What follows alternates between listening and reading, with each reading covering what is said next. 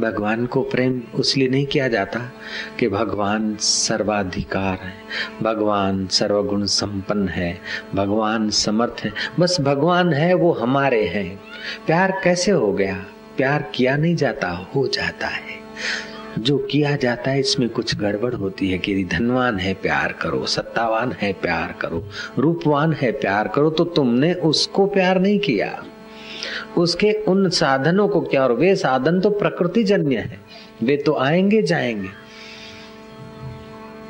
तो श्री रामचंद्र जी को शिव जी प्यार करते थे, राम तत्व को प्यार करते थे। अवधपति है इसलिए प्यार करते थे ना, वैकुंठाधिपति है इसलिए प्यार करते थे ना, मेरा स्वरूप है इसलिए भगवान शिव जी राम जी को स्नेह करते हैं। राम जी के इष्ट तो शिव जी हैं और शिव जी के इष्ट राम जी हैं। कितना स्नेह है।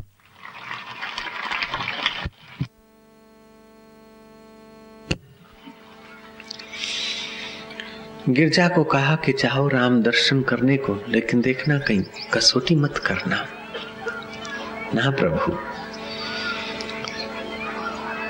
गिरजा गई है। अब स्त्री का मन है, नृपस्य चित्तम कृपणस्य वित्तम मनोरथा दुर्जना मानवानाम। स्त्री चरित्र पुरुषस्य भाग्यम देवो न जानाति कुतः मनुष्या। राजा का चित्त कब कैसा हो जाए कोई भरोसा नहीं। नृपस्य चित्तम कृपणस्य वित्तम। मुंजी आदमी के धन का कोई था नहीं, क्या पता कहां छुपा के रखा है। मुंजी आदमी के धन का माप तुम नहीं निकाल सकते। 4-4 थीगड़े पहनेगा लेकिन मुंजी आदमी धर दबली में, फिर भले छोड़ के मर जाए, प्रेत हो जाए, लेकिन धरो धरो धरो। नृपस्य चित्तम कृपणस्य वित्तम मनोरथा दुर्जना मानवानाम। दुष्ट आदमी के कितने कितने कैसे कैसे मनोरथ होते हैं, उनकी गिनती करना शक्य नहीं है। स्त्री चरित्र स्त्री कब कैसे बेचारी फिसल जाए ये कहना भी कठिन है।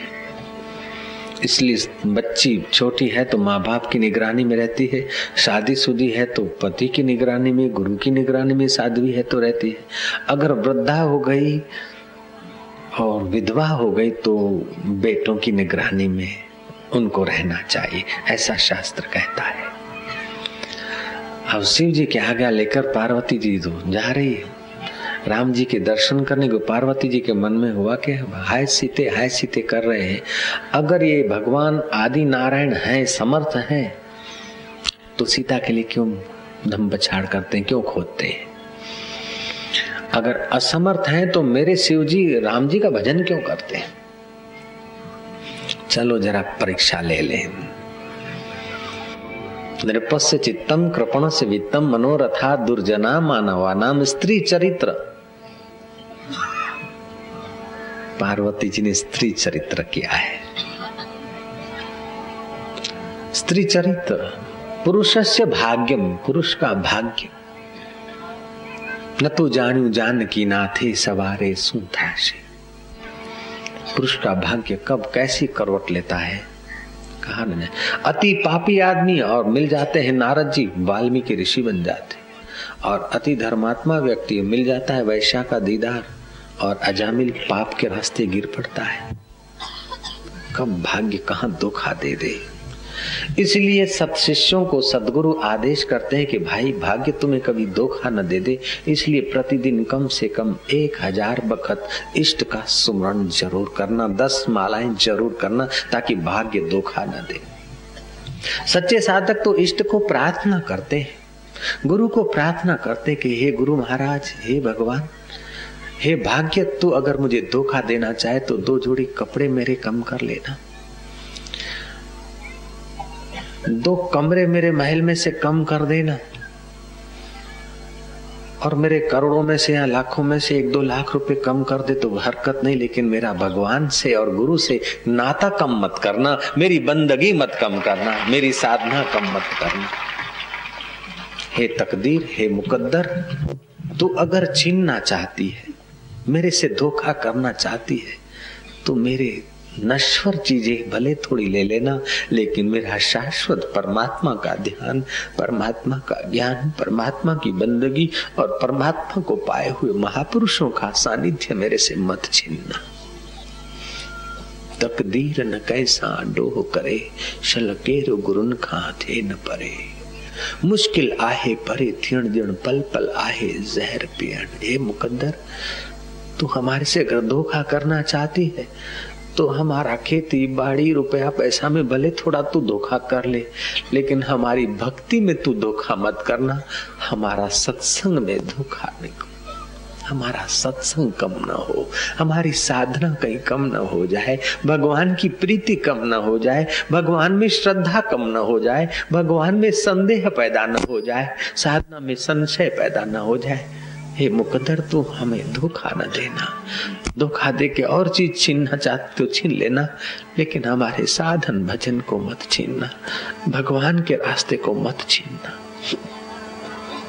रुपया गया तो कुछ नहीं गया, तंदुरुस्ती गई तो कुछ कुछ गया, अगर श्रद्धा गई तो सर्वनाश हो गया। श्रद्धा विहीन पुरुष तो पशु जैसा है, पशु में श्रद्धा नहीं होती। मानव देह तो श्रद्धा के बिना जी नहीं सकता। एक बस ड्राइवर पर श्रद्धा करनी पड़ती है, जान माल उसके भरोसे, स्टीयरिंग के भरोसे रखना पड़ता है। बद्रीनाथ की यात्रा जाते कई बसें गिर जाती, फिर भी दूसरे लोग बस ड्राइवर पर श्रद्धा करते, तब दर्शन कर पाते बद्री विशाल का। एक पायलट पर, हवाई जहाज के एक ड्राइवर पर 300 आदमियों को श्रद्धा करनी पड़ती है। 15-15 हजार रुपए की टिकट पहले लेकर फिर बैठना पड़ता है। अमेरिका जाना हो तो 300 आदमी पढ़े लिखे अच्छे, कोई उसमें कलेक्टर होते हैं, कोई चीफ मिनिस्टर होते हैं, कोई कई होते हैं, प्राइम मिनिस्टर जैसे लोगों को भी पायलट पर श्रद्धा करनी पड़ती है, राष्ट्रपति को भी श्रद्धा करनी पड़ती है। जब एक पायलट पर, एक ड्राइवर पर श्रद्धा करनी पड़ती है, एक चाय बनाने वाले पर श्रद्धा करनी पड़ती कि चाय इसने झूठे दूध से नहीं बनाई होगी, चिपकली पड़ी हुई या मच्छर मरे हुए दूध में से चाय नहीं बनाई होगी, चाय बनाने के बर्तन धोए हुए होंगे, तभी तो आप होटल की चाय पीते हैं। चाय पीने वाले पर, चाय बनाने वाले पर श्रद्धा रखनी पड़ती है। और तो क्या, बाप पर भी तो श्रद्धा करनी पड़ती। माँ बताती कि ये तेरा बाप है, ये तेरा काका है, ये तेरा मामा है। हम लोगों ने थोड़े देखा कि हमारा बाप, माँ की बात मानकर कहना पड़ता है। जब बाप पर श्रद्धा करनी पड़ती है, माँ पर श्रद्धा करनी पड़ती है, भाई और भतीजा पर श्रद्धा करनी पड़ती है। बताते कि ये भतीजा है, ये भाई है, ये मामा है, ये मामी है। अरे और तो क्या भैया, जो दाढ़ी करवाते ना सैलून में, हजाम पर भी श्रद्धा करनी पड़ती कि यहीं अस्त्रा घुमाएगा, यहाँ नहीं घुमाएगा। हजाम पर भी श्रद्धा करनी पड़ती है। तो भगवान में श्रद्धा क्यों नहीं? भगवत प्राप्त महापुरुष संतों में श्रद्धा। एक नारी सदा ब्रह्मचारी, संयम से जीवन जीना चाहिए। अपनी संस्कृति में तो नारी का बड़ा आदर है। ऐसा नहीं कि नारी को बाजार में रख दिया, सेल्समैनशिप पे रख दिया, नौकरी पे रख दिया तो नारी का उत्थान हो गया। नहीं नहीं, नारी को तो अपने आत्मा में पहुंचाने का ज्ञान दे दिया। नारी को तो गृहिणी, दिव्य गृहिणी लक्ष्मी के रूप में शास्त्रों ने स्वीकारा है। यत्र नारी पूजस्ते तत्र रमन्ते देवता। जहाँ नारी का सत्कार होता है वहां देवों का निवास होता है।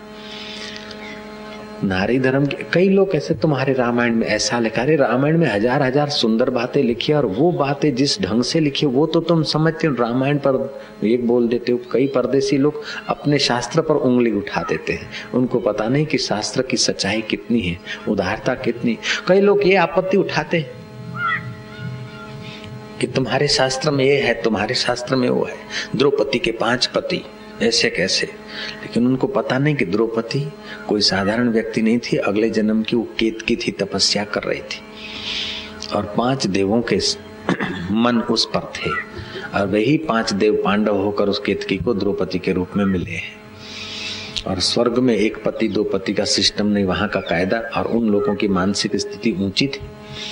ये कथा भी तुमको सुना दूंगा, लेकिन आज शिवरात्रि है, शिव जी की कथा सुनेंगे हम लोग। महाराज, पार्वती गई है। शिव जी ने पूछा, तुम राम दर्शन करके आई, कोई परीक्षा तो नहीं की?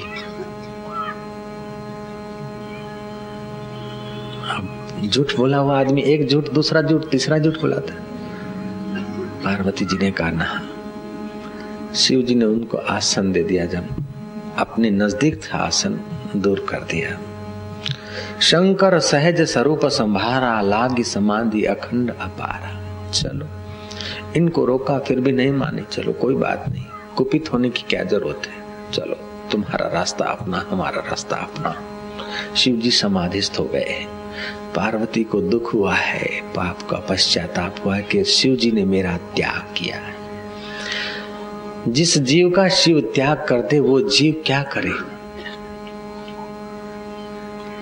फिर तो पार्वती जी को उपद्रव और अपने आप अग्नि प्रकट करके शरीर शांत कर दिया है। कथा लौकिक ढंग से देखें तो कथा का आनंद आएगा, और आध्यात्मिक ढंग से देखें तो कथा का तत्व समझ में आएगा। जय राम जी की।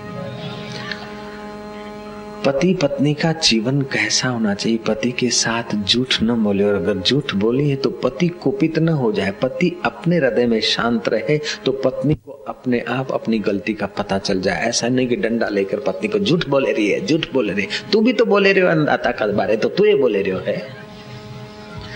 अगर पत्नी गलती करे तो डंडा लेकर उसको पिटाई करके सुधारना नहीं, लेकिन तुम तो जैसे शिव जी समाधि में हो गए ऐसे तुम अपने आत्म समाधि में चले जाओ, वो पत्नी अपने आप सुधरेगी। जय राम जी की। और पत्नी को उचित है कि पति के चित्त को चोट पहुंचती है तो पत्नी के चित्त में महसूस होना चाहिए। ऐसा नहीं कि आदमी दुखी है तो दुखी है न, मुंह तो गोलगप्पा खाऊंगी ना।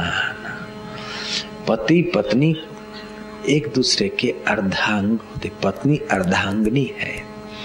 जैसे गाड़ी का एक पहिया कीचड़ में आ जाए तो दूसरे पहिए को भी वहीं रुकना पड़ेगा। एक पहिया टूट जाए तो दूसरे पहिए की कीमत नहीं। एक पहिया कमजोर हो जाए तो दूसरे पहिए के जोर की कोई कीमत नहीं। दोनों पहिए पुष्ट होने चाहिए।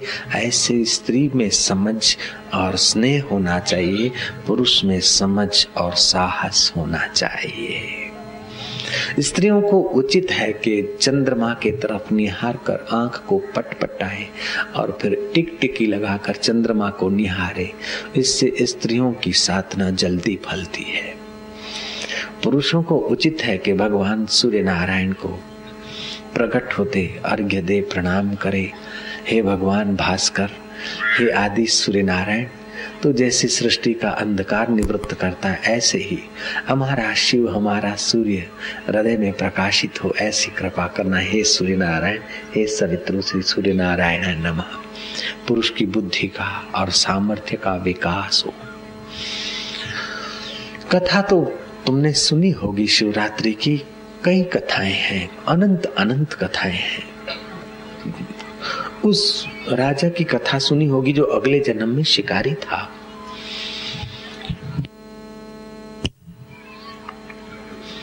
शिकार खोजते खोजते रात हो गई। हर महीने की कृष्ण पक्षी की 14 वह शिवरात्रि है, और आज की जो 14 है कृष्ण पक्ष की वो महाशिवरात्रि है। रुद्री से पूजा होती है, पंचामृत से पूजा होती है, मानसिक पूजा होती है, और शिव जी का ध्यान करके हृदय में शिव तत्व का प्रेम प्रकट करने से भी शिव पूजा मानी जाती है। बिलीपत्र तुम्हारे शरीर के वायु तत्व को और वात पित्त कफ के दोष को तो दूर करते हैं उनकी सुवास, लेकिन बिलीपत्र शिव जी को जब अर्पण करते हो सुवास तो तुमको मिलती है। अर्पण करने में तुम्हारा भाव होता है कि मैं भगवान को कुछ अर्पण कर रहा हूँ, दे रहा हूँ। भगवान को देते देते, बिलीपत्र देते देते, पंचामृत देते देते अपना 3 गुण दे डालो, अपना अहंकार दे डालो, तो जो शिव तत्व है वही तुम्हारा आत्मा है। जो तुम्हारा आत्मा है वो शिव परमात्मा है। तुम्हारा और उनका एकत्व हो जाएगा। शिव माना कल्याण स्वरूप, आनंद स्वरूप। कल बताई थी कथा कि शिव जी ने दूज का चांद धारण किया है। ज्ञानी आदमी किसी का छोटा सा भी गुण होता है तो शिर उधार कर लेता है। सागर से जब विष निकला है तो शिव जी पीने को तैयार हुए, अमृत निकला है तो देवताओं ने लिया है, उच्च श्रवा इंद्र ने ले लिया है। अमृत पीने के लिए देवता तैयार हुए हैं, लेकिन जब हलाहल निकला है तो शिव जी हंसते हंसते तैयार हैं कि लाओ। शिव जी ने हलाहल पिया है, वो हलाहल न पेट में उतारा है, न वमन किया है, कंठ में धारण किया है, इसलिए भोलेनाथ नीलकंठ कहलाए। तुम भी कुटुंब के घर के शिव हो, तुम्हारे घर में भी अच्छी अच्छी सामग्री आए तो बच्चों को, पत्नी को, परिवार को दो। और घर में जब विघ्न और बाधा आए, जब हलाहल आए तो उस हलाहल को तुम कंठ में धारो तो तुम भी नीलकंठ की नाई घर का व्यवहार कर सकते हो। जो समिति के, सभा के, मठ के, मंदिर के, संस्था के, कुटुंब के, पड़ोस के, गांव के बड़े हैं, उनको उचित है कि काम करने का मौका आए तो आप आगे आ जाएं, यश का मौका आए तो अपने परिजनों को आगे कर दें। शिव जी के नाई।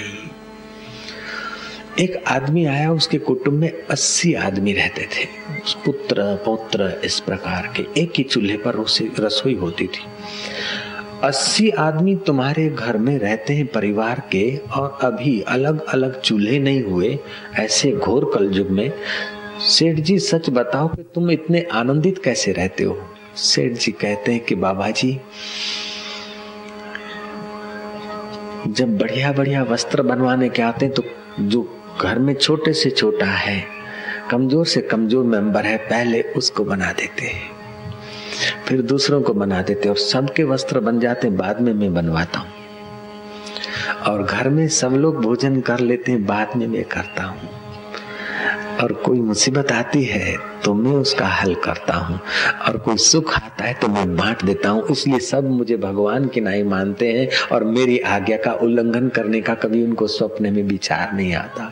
मैं उनको आज्ञा मनवाने के चक्कर में नहीं होता हूँ, मैं उनके दुख दूर करके उनको सुखी करने के चिंतन में होता हूँ, इसलिए वे लोग मेरे हो गए। बाप चाहता है कि तू बेटा है, मेरी सेवा कर। बाप अपना अधिकार याद करता है। बेटा बोलता है तुम मेरे पिताजी हो, मेरा वारसा दे दो। बेटा अधिकार पर नजर रखता है। पत्नी कहती है तुम मेरे पति हो, मेरा भरण पोषण करो। भरण पोषण तुम्हारे से लेना मेरा अधिकार है। पति बोलता है तुम मेरी पत्नी हो, तुम मेरी भोग्या हो, मेरी चाकरी करो, मेरा अधिकार है। समाज का दोस्त बोलता है कि तुम मेरे को ये दो क्योंकि तुम मेरे साथी हो, मेरा अधिकार है। पार्टी वाले बोलते हैं तुम हमारे पार्टी का प्रचार करो क्योंकि तुम हमारे पार्टी हो, हमारा अधिकार है तुम्हारे से चंदा लेना। मजहब वाले बोलेंगे तुम अमुक धर्म के हो, हमारे धर्म के हो, हमारे धर्म को ही चंदा दो। तुम इनके धर्म को हो, इनके धर्म का। हमारा तुम्हारा रे मजहब ये क्या? तुम हमारे धर्म वालों को चंदा देंगे, हम इनके धर्म वालों को नहीं देंगे। अरे मानव धर्म, मनुष्य धर्म और भगवान के रास्ते जाने का धर्म एक ही होता है। संकीर्णता करेंगे मजहबवादी, लेकिन भगवान शिव कहेगा कि हे जीव, तू शिव है, मेरे स्वरूप में मुक्त हो जा, मेरे अपने आप को पाकर मुक्त हो जा। पत्नी कहेगी तो भरण पोषण करो। पति बोलेगा तू मेरी भोग्या बनो। पुत्र बोलेगा तू मेरी मिल्कत दे दे तेरी, और पिता बोलेगा तू मेरी चाकरी कर। लेकिन शिव बोलेगा तू मेरे स्वरूप को पाकर सदा के लिए मुक्त हो जा, सदा के लिए अमर आत्मा को पहचान ले।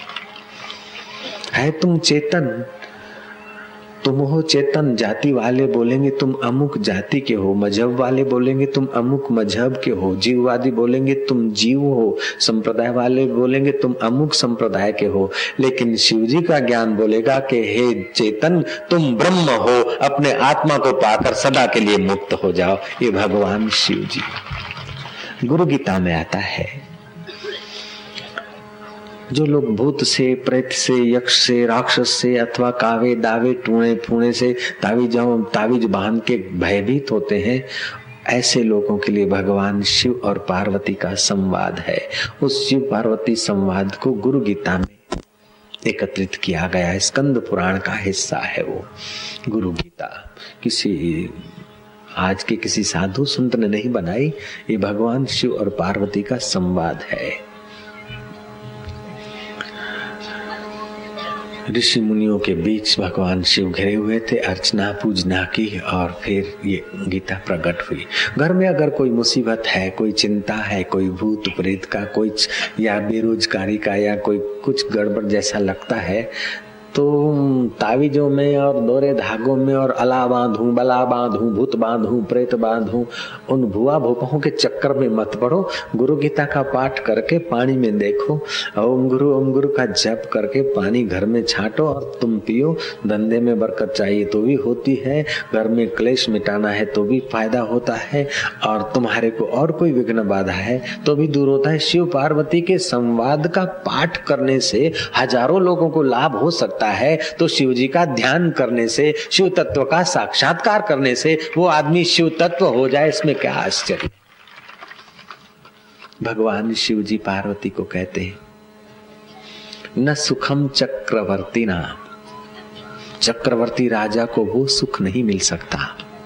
न सुखम चक्रवर्तीना न सुखम देवेंद्रस्य, देवों का राजा इंद्र, उसके पास भी वो सुख नहीं। यत् सुखम वितरागस्य, जो सुख राग रहित चित्त में होता है, एकांत में जो राग रहित समाधि करने से, ध्यानस्थ होने से जो सुख और सामर्थ्य आता है, वो इंद्र के पास नहीं है, वो चक्रवर्ती सम्राट के पास नहीं है। न सुखम चक्रवर्तीना न सुखम देवेंद्रस्य, यत् सुखम वितरागस्य मुनिर एकांत वासिना। एक समय देवेंद्र अपने ऐरावत पर बैठकर जा रहे थे, गुरु की नजर पड़ी, गुरु के हृदय में प्रसन्नता छलकी। पुत्र उन्नत होता है तो पिता राजी होता है, शिष्य उन्नत होता है तो गुरु राजी होता है। गुरु बृहस्पति ने अपने गले में से पुष्पों की माला उतारकर अपने शिष्य इंद्र को दी। इंद्र को धन संपत्ति का गर्व आ गया, वो गुरु की दी हुई माला को पटक दिया, उसने हाथी की सूंड पर रख दिया, हाथी के मस्तक पर रख दिया। गुरु ने दिया माला, अब गुरु माला दे रहे हैं, उस माला का कितना आदर होना चाहिए। गुरु की दी हुई माला का आदर करना वो भूल गया देवेंद्र, हाथी के मस्तक पर रख दी। हाथी तो उन्मत्त जैसा सूंड पे लेकर चरणों तले दबा दिया माला को, हाथी के पैर तले आ गई। गुरु बृहस्पति ने जाना कि मैंने जो माला दिया उसका अनादर किया है, मानो ये मेरे प्रसाद का अनादर। गुरु बृहस्पति को जरा दिल में ठेस पहुंची। ऐसा कोई शिष्य नहीं होगा जो अपने गुरु की ठेस, अपने गुरु के हृदय की ठेस बर्दाश्त करे, उसका दिल तड़पेगा अगर सत शिष्य है तो। शिवजी तो कहते हैं कल्पों के जप तप यज्ञ ये सब सफल हो जाते हैं गुरु के संतोष मात्र से। ऐसा ज्ञान भगवान शिवजी दे रहे हैं हमको, गुरु गीता में लिखा है। गुरु बृहस्पति का चित्त नाराज हो गया और दैत्यों को पता चल गया कि इनका गुरु उठा हुआ है। जयराम जी की इंद्र से गुरुदेव थोड़े नाराज हैं। अब जिसका गुरु नाराज है उसको अब परास्त करना कोई कठिन काम नहीं है। महाभारत में दग्ध रथा गंधर्व, विचित्र रथ गंधर्व, बाद में अर्जुन ने उसका रथ जला दिया तो दग्ध रथा गंधर्व का कहते हैं अर्जुन को, कि उन्हीं राजाओं का राज चिर स्थायी रहता है जिन राजाओं के मार्गदर्शक कोई पवित्र संयमी साधु पुरुष ब्राह्मण लोग होते हैं, और वे लोग जल्दी नष्ट हो जाते हैं जो चमचों के चक्कर में पड़ते हैं। जय राम जी। उनका राज्य जल्दी नष्ट हो जाता है, वे छिन्न भिन्न जल्दी हो जाते हैं जो खुशामद खोरों के चक्कर में आकर निर्णय लेते हैं, और उनका राज्य लंबा समय टिकता है जिनके राज्य में कोई विप्र की सलाह है, कोई ज्ञानी गुरु तपस्वी वशिष्ठ मुनि की सलाह। हे कुरुनंदन,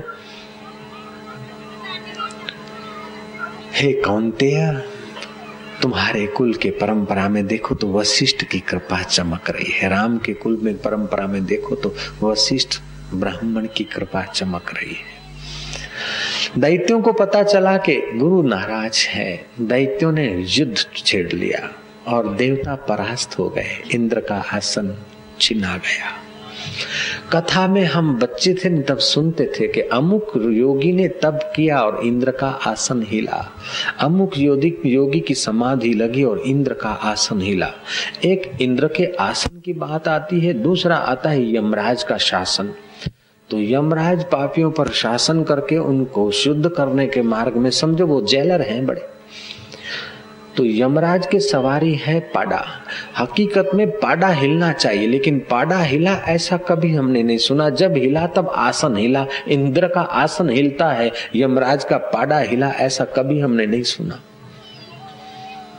क्योंकि वहां कुछ संपत्ति है नहीं। जब जब खतरा होता है तो धनवान को होता है, ऐश्वर्यवान को होता है, सत्तावान को होता है, लेकिन जिसके पास संयम है उसको खतरा किस बात का। शिव जी को कभी कोई खतरा नहीं होता है, शिव जी को कभी कोई प्रॉब्लम नहीं होता, क्योंकि शिव जी को कुछ नहीं चाहिए। शिव जी अपने आप में तृप्त है। शिवरात्रि वो पर्व है, संयम करके तुम अपने आप में तृप्त होने के रास्ते चल पड़ो, उसी का नाम है शिवरात्रि का पर्व।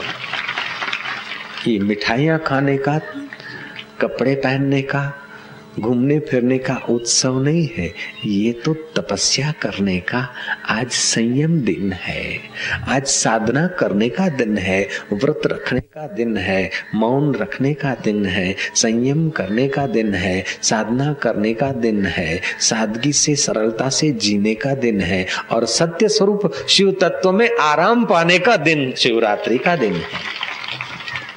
भांग पीकर खोपड़ी खाली करने का दिन नहीं है, लेकिन राम नाम का अमृत पीकर हृदय पावन करने का दिन है। दैत्यों को पता चला, दैत्यों ने परास्त कर दिया इंद्र को। इंद्र ने फिर युद्ध जोता, लेकिन इंद्र फिर हारे गए। आखिर देखा क्या करें, भगवान बचाए, जिसका दुर्भाग्य होता है ना महाराज। इंद्रदेव गए बृहस्पति के पास। बृहस्पति अंतर्यामी ब्रह्मवेता थे। बृहस्पति को पता चला कि इंद्र आ रहा है। बृहस्पति पिछले दरवाजे से चले गए। घर में आए, गुरु महाराज के दर्शन करने हैं। गुरु पत्नी ने कहा कि अभी अभी थे, चले गए। गुरु ने दर्शन नहीं दिए। समझो जब गुरु दर्शन नहीं देते या गुरु नाराज होते तो हम अपनी गलती खोजे कि हमारी क्या गलती है। महाराज इंद्र हारता चला गया है। आखिर इंद्रदेव ने भगवान आदि नारायण की स्तुति की है। छोटी शक्ति जब बड़ी शक्ति से मिलती है तो छोटी शक्ति भी महान शक्ति बन जाती है। छोटा आदमी जब बड़े से मिलता है तो वो छोटा नहीं बचता, वो बड़ा हो जाता है। एक छोटी सी वायर जब पावर हाउस से जुड़ती है, फिर उससे तुम उंगली लगा के छेड़खानी नहीं कर सकते हो। ऐसे तो बंडल के बंडल को लात मार सकते हो, उठा के इधर से उधर रख सकते हो, लेकिन वह बंडल में का तीन का छोटा सा वायर अगर पावर हाउस से जुड़ा है तो तुम महाराज लात नहीं मार सकते उसको, उससे उंगली नहीं लड़ा सकते हो, क्योंकि पावर हाउस से जुड़ा है वो वायर। ऐसे ही जो पावर हाउस स्वरूप शिव तत्व से जुड़ा है, ऐसे भगवान बृहस्पति का माला का अपमान किया हुआ इंद्र कितना दुख सहन करता है। बाद में गए भगवान नारायण के पास, नारायण की स्तुति की है। नारायण ने कहा कि देखो गुरुजी नहीं मिल रहे तो एक उपाय है। त्वष्टा प्रजापति का पुत्र विश्वरूपा, वो आत्मज्ञानी है, भगवान शिव तत्व में उन्होंने आराम पाया है। अगर वे तुमको सलाह दे और उस सलाह के मुताबिक तुम युद्ध करोगे तो तुम्हारा ऐश्वर्य तुमको वापस मिलेगा, बाकी दूसरा कोई उपाय नहीं है। देवराज इंद्र त्वष्टा प्रजापति के पुत्र विश्वरूपा जो आत्मरामी थे, शिव स्वरूप में समाधिस्थ थे, ज्ञानी थे, साक्षात्कार किए हुए थे, ऐसे विश्वरूपा के चरणों में गए, उनकी स्तुति की। विश्वरूपा गुरु प्रसन्न हुए। त्वष्टा प्रजापति के पुत्र विश्वरूपा ने मार्गदर्शन दिया है कि जाओ दधीचि ऋषि के पास। दधीचि ऋषि भी शिव तत्व में रमण कर रहे हैं, अगर वे अपनी अस्थियां दे दे तो उसका वज्र बनने से दैत्यों के पुण्य नाश होंगे और परास्त हो जाएंगे और तुम्हारा कल्याण होगा। और हुआ भी ऐसा। शिव तत्व का ध्यान करने वाले हड्डियों में इतनी शक्ति आ सकती है, शिव तत्व का ध्यान करने वाले त्वष्टा प्रजापति की विश्वरूपा के वचन में इतना सामर्थ्य आ सकता है, तो जो शिव तत्व को स्नेह करके साक्षात्कार करना चाहते हैं उनके मन बुद्धि में सामर्थ्य आ जाए, इसमें क्या आश्चर्य है। जब आदमी भक्ति करके कुछ संसार की तुच्छ चीज मांगता है तो उसका इतना सामर्थ्य विकसित नहीं होता। शिव जी की भक्ति करके शिव जी से संसार की कोई चीज नहीं मांगता। शिव जी से तो वही मांगते कि शिव जी बस जिस समाधि में, जिस सत्व में, जिस चैतन्य में तुम समाधिस्थ हो, रमण कर रहे हो, उसमें हम जग जाएं, क्योंकि तुम्हारा ही तो वचन है, गुरु के शरण जाओ। और गुरु का वचन यह है कि तुम अपने आत्मा में आओ। शिव जी से अगर मांगना है तो ये मांगो कि ऐसे दिन कब आवेंगे कि सुख के समय हम सुख के गुलाम न हो और दुख के समय हम दुख से प्रभावित न हो। जैसे चुंडाला महारानी अपने पति को आत्मज्ञान दिए है, अपने पति को ज्ञान दिया है चुंडाला रानी ने, फिर ले गई है अपने पति को कुंजों में, वनों में, पुष्पों की वाटिकाओं में, देखती कि पति के चित्त में आकर्षण तो नहीं, फिर कहीं दुखद जगह पर ले जा रही है, वहां भी आकर्षण नहीं। चुंडाला प्रसन्न होती है कि सुख की जगह पर बंधते नहीं और दुख की जगह पर उद्विग्न नहीं होते। राजा अब समान सत्ता में स्थित हुए हैं, जैसे भगवान शिव जी समान सत्ता में स्थित हुए, आज मेरे पति भी समान सत्ता में स्थित हुए हैं। चुंडाला रानी प्रसन्न हुई है। भारत की स्त्रियों ने ऐसा योग कमाया है, ऐसी साधना की। चुंडाला का आख्यान आता है योग वशिष्ठ में। इतने समूह में वो कथा ज्यों की त्यों कहना जरा कठिन है। बाकी योग वशिष्ठ की कथा तुम पढ़ो कि नारियों ने कितनी उन्नति की है। राजा शिखरध्वज और चुंडाला का संवाद है। शिखरध्वज राजा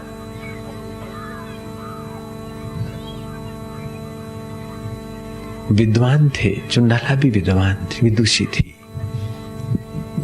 वनों में कुंजों में जाते, घर में रहते। राजा तो विद्वान तो थे, साथ साथ में राजा को थोड़ी संसार की आस्था थी और चुंडाला को सतगुरु का उपदेश मिल गया। चुंडाला घर ही घर में वो साधन भजन करके शिव तत्व की समाधि में पहुंच गई। चुंडाला ने एक दिन सोचा कि राजा का अज्ञान दूर हो, इसलिए मैं अपना रहस्य बताऊं। चुंडाला कहती कि तुम तो ताज पहनते हो, तुम्हारी राज्य की तो सीमा है, मेरे राज्य की कोई सीमा नहीं है। मैंने ऐसा राज्य पाया है कि बिना सैनिकों के उसकी रक्षा होती है। मैंने ऐसा अमृत पाया है कि जहां देवताओं का अमृत फीका हो जाता है। पति नाराज हो कि ये स्त्री क्या बोलती, पागल जैसी। चुंडाला ने देखा कि राजा को अधिकार नहीं आत्मज्ञान सुनने का। ब्राह्मणों को और मंत्रियों को बताया कि राजा को विवेक वैराग जगे, ऐसा कुछ राजा को उपदेश दो। मंगलम भगवानम मंगलम गरुड़ध्वज मंगलम पुंडरीकाक्षाय सर्व मंगलाय तनोहरि। पूजा तो करवाते हो, लेकिन पूजा के साथ राजा को ये संकल्प करवाओ कि संसार में कोई सार नहीं, मृत्यु आकर गला दबा दे उसके पहले तुम परमात्मा को पालो। ऐसा राजा के जीवन में कोई ज्ञान भी दो। पूजा करना अच्छा है, सेवा करना अच्छा है, लेकिन इसके साथ ज्ञान की भी जरूरत है, कुछ ज्ञान दिया करो। ब्राह्मण जब राजा को विवेक वैराग्य का उपदेश देते, राजा को वैराग्य हुआ है। राजा एक रात को, रानी चुंडाला सो रही है और चुपके से घर बार छोड़कर जंगल का रास्ता लिए। सुबह रानी ध्यान करके देखती कि राजा कहाँ है। कह रहे ये तो चले गए हैं, कुछ मंत्रियों को लेकर वनवास चले गए। रानी ने क्या करा कि गई पीछे, पति को समझाया तो पति ने देखा कि अब ये स्त्री पीछे कहाँ आ गई। रानी ने उपदेश दिया, लेकिन पति के चित्त पर कोई असर हुआ नहीं। चलो अभी आराम करें, तंबू में रहते, कल देखा जाएगा। रात को आराम किया सिपाहियों ने, सबने, और उस आराम के बीच राजा शिखरध्वज जान छुड़ाकर रातों रात भाग गए, दूर दूर भाग गए। सुबह रानी ने देखा कि राजा की शया खाली है। रानी ने ध्यान लगा कर देखा कि अब राजा को ज्यों ज्यों बुलाऊंगी या पकड़ने जाऊंगी त्यों त्यों समझेंगे ये स्त्री विघ्न है। अब राजा को तपस्या करने दो। रानी राज्य में आई और घोषणा कर दी कि राजा साहब कोई खास विशेष कार्य के लिए गए हैं, इसलिए राज्य का भार मैं संभालूंगी। मंत्रियों को आदेश दिया कि मेरे कहने के अनुसार तुमको व्यवस्था करनी है। रानी राज संभालती थी। दिन को तो राजपाट संभाले और रात्रि को समाधि करे। जो लोग रजवाड़े कुटुंब में आए वो तो अच्छा है, लेकिन जो परंपरा का चीला चाली जो नेरो माइंड किसी किसी में घुस गया ने, वो बड़ी अड़चन कर देता है। जो समय बीत गया उस समय का उठना बैठना चलना फिरना अपने ढंग का था, इस समय का उठना बैठना चलना अपने ढंग का है। जो बीत गई सो बीत गई। 50 साल पुराना चीला पकड़ के रहोगे तो तुम युग के साथ कंधा नहीं मिला सकते। हम ग्वालियर गए, इंदौर में हमारा प्रवचन था, तो ग्वालियर के राजवी कुटुंब के लोग आके बैठते। अभी ग्वालियर गए तो वो लोग आए मिलने जुलने, बिल्कुल जैसे ब्रॉड माइंड से लोग, बिल्कुल सहज स्वभाव जीवन। ऐसा नहीं कि संकीर्णता पकड़ के रखे, नहीं, जो बीत गई सो बीत गई। पुराना 25-50 साल 60 साल जैसा रीत रिवाज है वो जो था ठीक है। अब जरा थोड़ा जमाना बदला है, बदला जमाना तुम भी बदलो। तो महाराज समझ रहे हैं बात को। तो महाराज बात हुई मेवाड़ में, जरा ऐसा थोड़ा है, उस तरफ एमपी में उधर नहीं इतना, मेवाड़ में ज्यादा है। कीर्तन करने में भी के तो ताली कैसे पाड़े, हम तो के मेवाड़ी है तो मीरा कटारी थी, मैं तो मेवाड़ी हूँ, मैं तो यहाँ करो मेवाड़ी हूँ तो भले करो, कोई मना नहीं, पर ताली तो पाड़ो भगवान के नाम की। यूं बैठा है अन्नदाता, यूं बैठा है क्योंकि मेवाड़ी हूँ। अरे मेवाड़ी है तो काहे है, कोई हाथ पग बांध्या है थोड़ा, मेवाड़ रे तो मेवाड़ रहा हूँ के मेवाड़ी हूँ के, बांगड़ जिले का हूँ मैं तो बांगड़ रहा हूँ।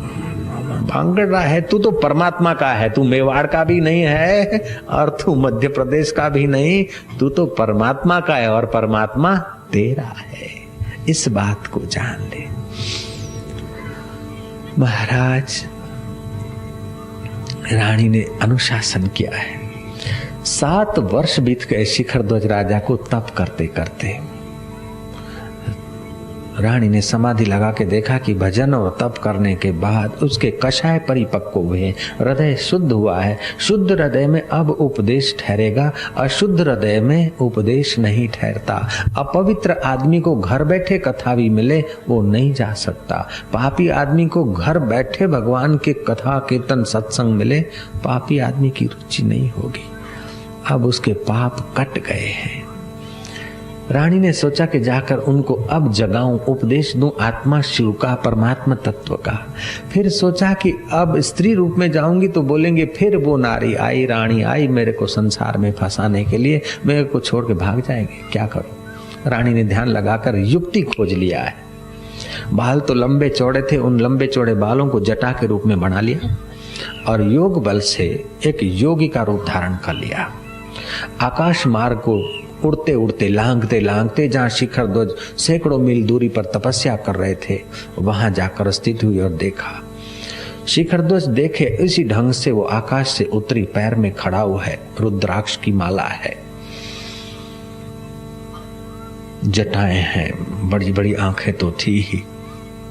महाराज दूसरे हाथ में करमंडलू है, एक हाथ में आसन है, खड़ा होकर टप टप करते वहां से पसारो। शिखर ध्वज देखते, बाप जी पधारो, बाप जी आज तो मोरे 7 वर्ष की भजन का तप का फल हुआ कि बाप जी थोड़ा दर्शन हुआ। बाप जी के सुखी भव चिरंजीवी भव। राजा शिखर ध्वज, ओ बाप जी मारू नाम जाने रहा हो के? हाँ राजन, हम अंतर्यामी हैं। और मेवाड़ की रानी अगर पति का नाम ले लेती तो कि ये रानी नाम ले रही है, अरे लेकिन वो देखो पति को आशीर्वाद भी देने का सामर्थ्य रखती है। राजन सुखी भवा, तुम्हारा नाम शिखर ध्वज है। बाप जी तेरो मारे मनरी जानो कि मैं तो मनरी जाणू, तनरी जाणू, जगरी जाणू, मैं कोई साधारण बाप जी नहीं हूं। बाप जी पधारो पधारो के मोरे टाइम नहीं है, मैं जाना है। देवताओं की सभा चल रही थी, उस सभा में रिसेस पड़ी थी, इसलिए मैं मनुष्य लोक में विचरण करने को आया हूँ। बाप जी तुम्हें देवपुरी से आया, बाप जी बैठो। श्रद्धा के बिना तो ज्ञान असर करेगा नहीं। तो चुंडाला ने देखा कि इसको श्रद्धा बढ़ाने के लिए थोड़ी देर के लिए गप भी लगा दे तो भी कोई हरकत नहीं, इसका कल्याण तो होगा। माँ देखो गप लगा देती है, दवा पीता कि नहीं? देख मीठी है, जो मीठी है, मीठी तो नहीं है तो कड़वी, मीठी मीठी पी नहीं पीता। ओ सिपाही आए रे, ए सिपाही अना रे पकड़े जाओ, ओ बापजी अना रे पकड़ो, मुआरे जेल में घालोगे। वो सिपाही नियन बापजी ने पकड़ी, बापजी जेल में कटे रहे नाके। पर माँ कह रही क्योंकि हित की भावना है। ऐसे चुंडाला रानी कह रही है कि हम स्वर्ग की सभा से आए। राजन, तुम्हारे घर में चुंडाला नाम की स्त्री थी और वो ज्ञानी थी। उसने अपने शिव तत्व में जैसे भगवान शिव समाधि करके आत्मा परमात्मा में रमण करते, ऐसा ही तुम्हारी रानी ने साक्षात्कार किया था। उनकी बात तुमने नहीं मानी और अभी यहाँ उपवास कर रहे हो, अभी यहाँ रोज तप कर रहे हो। कभी कभी महीने में 1-2 उपवास गृहस्थी आदमी करे तो हरकत नहीं। सुहागिन स्त्री को भूखामरी नहीं करना चाहिए, नहीं तो पति की उम्र नाश होती है। और सुहागिन स्त्रियों को उपवास के दिनों में बिल्कुल संयमी रहना चाहिए और पतियों को भी दूर रहना चाहिए, नहीं तो उम्र नाश होती है। भूखे पेट जो संसार भोगते उनकी आयुष्य और आंखों की शक्ति और ज्ञान तंतु बिल्कुल जल्दी नाश हो जाते हैं। कथा में कितनी कितनी बातें सुनने को मिले, हंसते खेलते। चुंडाला ने कहा कि तुम्हारे घर में पत्नी थी लेकिन उसकी बात तुमने नहीं मानी। अब एक खड्डे में से निकलकर दूसरे खड्डे में गिरे। पहले बोलते महल मेरा है, अभी बोलते झोपड़ी मेरी है। पहले सोने के बर्तन में खाते थे तो अभी तुम्बे में खाते हो। पहले 56 भोग खाते थे तो अभी कंदमूल खाते हो। खाना तो पड़े, एक खाड़े को तो पैसा देना, भाड़ा तो देना पड़ेगा, लेकिन जिससे खाया और पचाया जाता है उस परमात्मा का ज्ञान तुमने नहीं पाया। शिखर ध्वज राजा उठा जो भगवान की सेवा पूजा के लिए फूल माला बनाई थी, फूल माला पहरा दिया। राजन चिरंजीवी भवा। बोले मुनीश्वर, मेरा वृत्तांत तो आपने मुझे बताया कि मैं शिखर ध्वज राजा हूँ, अमुक नगर का राज्य था।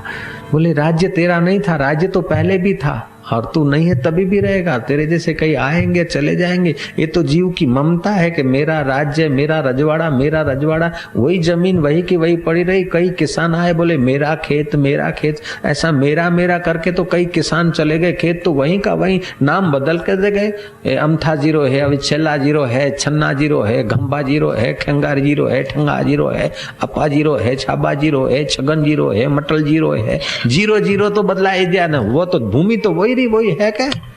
ये खेत में अपने बैठे हैं। ये खेत अभी जिस मालिक का है, आज से 50 साल पहले किसी के दूसरे के नाम होगा, 100 साल पहले और किसी के नाम होगा, उससे भी और किसी का नाम बदलते गए। खेत तो यहीं पड़ा रहा। जय राम जी की। ऐसे राज्य वहीं का वहीं पड़ा गया, नाम बदल गए। अभी हमारा राज्य, ये हमारी जागीरी, हमारी। अरे तुम्हारी ये जागीरी क्या है? जिसकी सारी जागीरी है वो परमात्मा आत्मा की जागीरी भैया तुम्हारी है। असली जागीरी पाले। इस छोटी सी जागीरी को याद कर अपने को क्यों सता रहे हो? क्यों अपने को कोने में छुपा रहे हो? निकल आओ राम नाम के मैदान में, निकल जाओ शिव तत्व के मैदान में। कब तक कोने कोने में अपने को सताते रहोगे? जो बीत गई सो बीत गई, तकदीर का शिकवा कौन करे? जो तीर कमान से निकल गई उस तीर का पीछा कौन करे? क्यों करे? कब तक करे? शिखर ध्वज को उपदेश दिया है। शिखर ध्वज कहते हैं कि हे मुनीश्वर, तुम्हारा उपदेश सुनकर मेरा तो ज्ञान के पर्दे खुल गए। कृपा करके बताओ कि आप कौन हो? अब मैं तुम्हारी औरत हूं ऐसा बतावे तो अभी भाग जाएगा। वहां पर्दा डाल दिया है। बोले मैं ब्रह्मा जी का पौत्र हूं और नारद जी का पुत्र हूं। और नारद जी के शक्ति क्षीण हो रही थी तो नारद जी ने वो शक्ति कुंभ में घड़े में डाल दी और घड़े को विधिवत ढांक ढूंढ के रख दिया। कुछ समय हुआ तो अपने पिताजी के पास गए और पिताजी ने फिर मेरा नाम कुंभज रखा ब्रह्मा जी ने। तो नारद जी का बेटा हूँ, ब्रह्मा जी का पोता हूँ और कुंभज ऋषि मेरा नाम है। अच्छा राजन कल्याण। बोले बाप जी उबारो, बाप जी मेरे कल्याण की बात बताओ। जब तक सामने वाले को तड़फ नहीं है तब तक कल्याण की बात 1000 सुन ले फिर भी उतना आदमी उत्कंठा से नहीं चल सकता। जब तड़प होती है तो आदमी उत्कंठा से चलता है।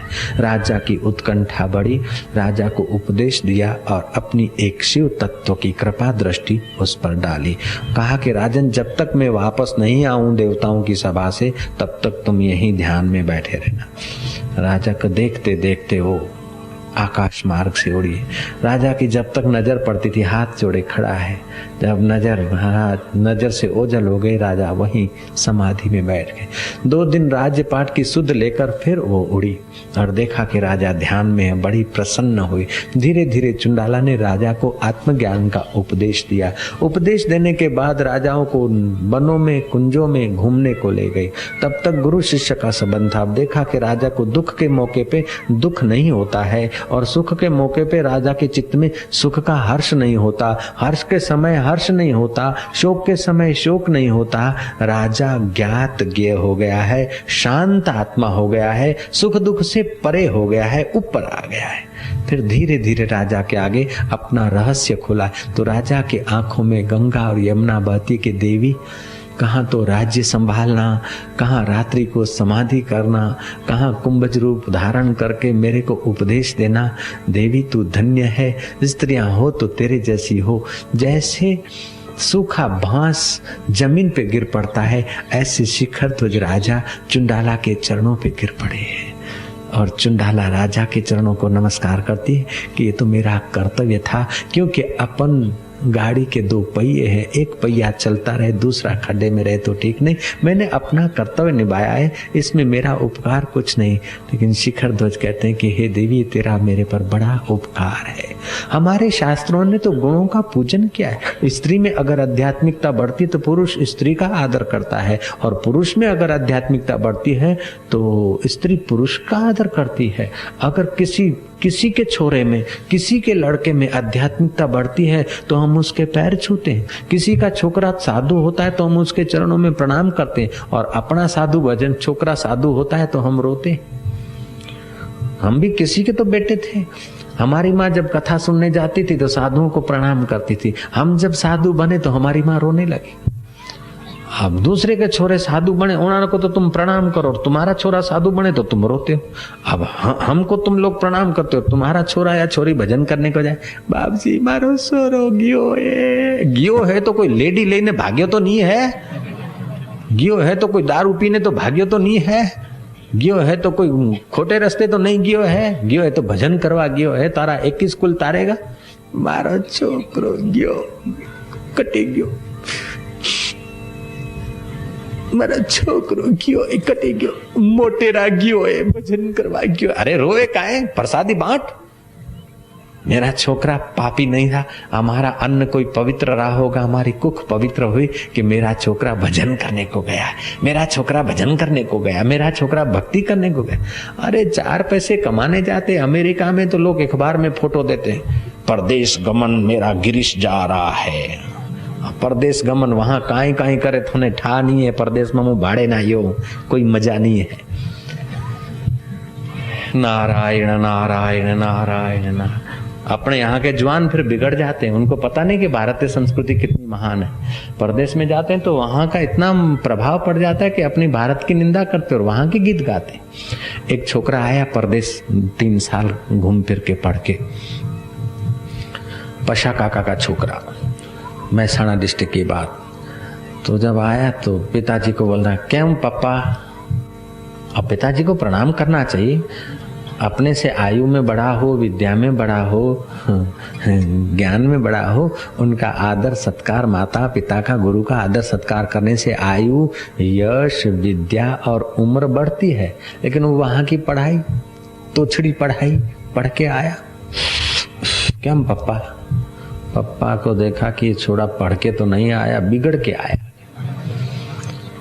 ठीक है, कुछ वहां पढ़ते हैं, थोड़ी नौकरी भी करते हैं, पेट्रोल पंप पे इधर उधर $3 मिलता है 1 कलाक का, तो थोड़े पैसे भी ले आया था, जरा वट था। दूसरे दिन पापा ने देखा कि अब इसको जरा थोड़ा भारत का सादा जीवन, सरल जीवन कैसा पवित्र है, जरा सिखाना चाहिए। बोले चलो बेटा, अपने सब्जी लेने को जाएंगे। बेटा सब्जी लेने को चले बाप के साथ। बाप ने 250 ग्राम भिंडी लिया। लड़का बोलता है, पापा what is this? This is भिंडी?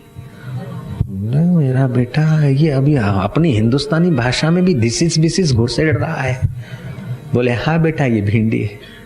बोले हमारा अमेरिका में तो इतना बड़ा बड़ा भिंडी होता है, इधर तो वेरी लिटिल भिंडा, बहुत छोटा भिंडा। बाप बोलता है कि तो बगड़ के आए हो, लिटिल लिटिल बोलता है, छोटा भिंडा। वहां अंग्रेजी खाद ज्यादा डालते, इसलिए वहां थोड़े, यहाँ से थोड़े बड़े होते हैं, बहुत इतने सारे नहीं होते। उसने गप लगा दी थी, लेकिन अंग्रेजी खाद डालने से धान या चीजें तो बहुत हो जाती है, लेकिन उनकी ताकत कम हो जाती है, उनका स्वाद कम हो जाता है। पहले सेव खाने में जो स्वाद और ताकत थी अभी वो नहीं है। पहले के गेहूं में जो ताकत थी और स्वाद था अभी वो नहीं है। और देसी वहाँ विलायती खातर और डालो तो कुछ वर्षों के बाद तो एकदम ऐसे ही हो जाएगा, बिल्कुल बस देखने भर को। वहाँ के फूल बड़े बड़े होते लेकिन सुगंधी नहीं है। मैं जब शिकागो में गया तो एयरपोर्ट पर मेरा स्वागत करने को लोग आए, तो किसी ने मेरे को फूलों का हार पहनाया। वहां तो 700-800 रुपए का एक हार होता है, छोटा सा। मेरे को बोला, स्वामी जी अमेरिका कैसा लगा? अमेरिका का न्यूयॉर्क कैसा लगा? अमेरिका कैसा लगा? मैं क्या, देखो ये गुलाब के फूल है ना, ऐसा लगा। बोले मतलब?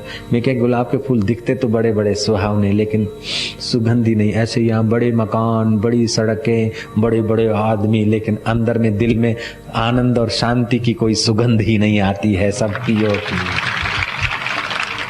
सच्ची बात तो कहना है, अपने भारत का जो अमृत है वो तो बांटना ही है, कि छुपा के थोड़े रखना है। और फिर उन्हीं लोगों ने मेरे से दीक्षा ली और वो शिविर भरने को आए। कई 1-2 बार आ गए, 3 बार नहीं, वो आदमी आया 2 बार आ गया शिकागो से, और वो शिष्य हो गया, नामदान लिया और साधना करता है। अभी जो उसकी जिंदगी चमक रही वो पहले चमक नहीं थी, क्योंकि भारत का शिव तत्व का ज्ञान है, शिवरात्रि के प्रसाद का वहां तक भी प्रभाव। अरे ब्रह्मांड में प्रभाव है तो शिकागो क्या होता है, अमेरिका क्या होता है। भगवान शिव की कृपा हुई कि हम लोग शिवरात्रि के उत्सव के दिनों में सत्संग सुन रहे हैं। ये पर्व के दिन ध्यान करना, भजन करना। आज के दिन पर तो त्यागी भी त्याग करते हैं। नागा बाबा होते हैं ना, नागा साधु। आज के दिन, शिवरात्रि के दिन, गृहस्थियों को अपने पास जो कुछ सीधा है ना, गृहस्थियों को भोजन करा के जिमा देता है। आज तो त्याग का दिन है, तपस्या का दिन है, व्रत का दिन है, और अपने राम में, अपने शिव में आने का दिन है। खैर, कथा कहूंगा पशा काका के उस अमेरिका रिटर्न जवान की। पशा काका ने गिलोड़ा लिया। गिलोड़ा समझते हो कि परवल जैसे आती गिलोड़ा, 400 ग्राम गिलोड़ा लिया। वो लड़का बोलता है, पप्पा ये काई है? गिलोड़ा है? दिस इज गिलोड़ा? बोले हाँ बेटा, दिस इज गिलोड़ा है। अब पशा काका को लगा कि छोकरा बोलता है कि हमारे अमेरिका में, भारत में पैदा हुआ और देवभूमि में जन्म हुआ, इधर कई अवतार हुए, कई संत हुए, ऐसी पवित्र भूमि का लड़का, और बोलता है हमारा अमेरिका और भारत किसका? तेरे बाप का नहीं, भारत हमारा बोलना चाहिए उसको। पशा काका के मन में हुआ कि अब इसकी खोपड़ी में जरा ऑपरेशन करने की जरूरत है। लड़के ने इधर उधर देखा तो तरबूज होते ना, तरबूज, आप कहीं बोलो तरबूज, वो लाल लाल निकले, उसको वाटरमेलन बोलते हैं, हिंदाणु बोलते हैं, छाही बोलते हैं, अपन लोग तरबूज बोलते हैं। तरबूज समझे रहे ना, अंदातरी छाही। ओ महाराज, तरबूज का ढेर लगा था। हरी हरी होती है बाहर से, अंदर से लाल होता है तरबूज। वो लड़के ने कहा, पप्पा तरबूज लेंगे? तरबूज? पापा ने कहा, बेटा ये हमारे भारत का नींबू है, अभी कच्चा हुआ, पक्का हो जाएगा, पीला हो जाएगा, फिर लेने को आएंगे। वो छोरा समझ गया कि मैं तो मैं हूं, लेकिन हमारा बाप तो आखिर बाप ही रहेगा भाई। छोकरे को पता चल गया कि गप लगाने से, अगर हम गप लगाते तो हमारे बाप भी गप लगाना जानते हैं। बाप ने सुना दिया, तब उसको पता चला। तो कैसा भी हो आदमी, झोपड़े में रहता हो या महल में रहता हो, 56 भोजन करता हो, चाहे रूखी रोटी खाता हो, लेकिन उसके मन में अगर शांति है तो वो धनवान है। वो बिना वस्तु के, बिना फैशन के, बिना श्रृंगार के अगर सुखी जी सकता है तो समझ लो भगवान शिव का प्रसाद उसके घर में है, उसके हृदय में है। हम अमेरिका के हवाई जहाजों में खूब चलते थे न, तो वहां जब हवाई जहाज उतरने की तैयारी होती तो वहां की स्त्रियां क्या करती, लेडियां अपने बगल में रखती, जैसे वो सुल्फा वाले बाबा लोग नहीं रखते बगल में कुछ अपना, ऐसी वो बगल में रखती फैशन का सामान, या तो बैग रखती, खोलती श्रृंगार की पेटी हवाई जहाज में चालू, फिर आंखों में कुछ डालती, फिर ऊपर आंखों के ऊपर भी कुछ रख देती। क्या क्या होता है नाम तुम ही जानो, आंखों के ऊपर भी लगा दी। अब पास में हमको तो बैठना पड़ता था, तो दिख जाता था, क्या करे, यूं करके देख लेते थे, सूख आती थी। फिर क्या करती थी वो माइया, वो बेचारी लड़कियां और माइया, वो एक लंबे सा गोल गोल कोई केमिकल होता है दवाइयों का बना हुआ, उसको मुंह में डालती, थूक लगा के, फिर गाल पे रगड़ती थी। उसको लाली बोलते हैं, लाली। तो मुंह में थूक लाके और फिर वो घिसती थी तो गाल जरा वो लाल दवाई से लाल हो जाते थे। तो ये उधारी लाली हुई। कबीर जी बोलते हैं, लाली मेरे लाल की जित देखूं उत लाल, लाली देखन में गई मैं भी हो गई लाल। ये भारत की लाली तो दिल की होती है, वो केमिकल की लाली थूक में मिला के गाल पे लगाती। ये हजारों माइयां लगाती हैं, लाखों, अभी भी करोड़ों बोल दे तो हरकत नहीं है जयराम जी, क्योंकि वहां शिवरात्रि का उत्सव नहीं है, आत्मज्ञान का प्रसाद नहीं है उन बिचारों के पास। भगवान करे कि उनकी भी अब कोई किस्मत खुल जाए कि ये शिवरात्रि का फायदा लें वो लोग। वो माया वो अपनी थूक लाड़, आप समझे जाओ, मरे हुए बैक्टीरिया और क्या है, और थूक ये लाड़ यूं करती। फिर हवाई जहाज उतरता तो उसका पत्नी उसको लेने आता था, एक दूसरे को मिलते, और वो जो अभी अभी लगाया वो चाटता था। मेरे को लगता अरे थूक है, बेवकूफ कहीं का थूक है, ये तो केमिकल चाट रहा है। इतना पढ़ा लिखा, फिर तेरी पढ़ाई का यही फल, बाहर से बड़ा साहब हो गया, बड़ा अफसर हो गया, अरे तेरे दुर्भाग्य है कि ये थूक चाट रहा है। अरे अभी अभी अभी हमने इस आंखों से देखी, उसको भी पता होता है कि थूक से ही लगती। जिसके जीवन में शिव तत्व का ज्ञान नहीं है उसको तो पत्नी की थूके चाट के भी सुख लेना पड़ता है, केमिकल और थूक चाट के जो सुख लेना पड़ता है, इससे तो शिव जी का प्रसाद लेकर सुख मिल जाए तो कितना अच्छा। शिव जी का नाम लेते लेते सुख मिल जाए तो बोलो शंकर भगवान की। नमः शिवाय ओम नमः शिवाय नमः शिवाय ओम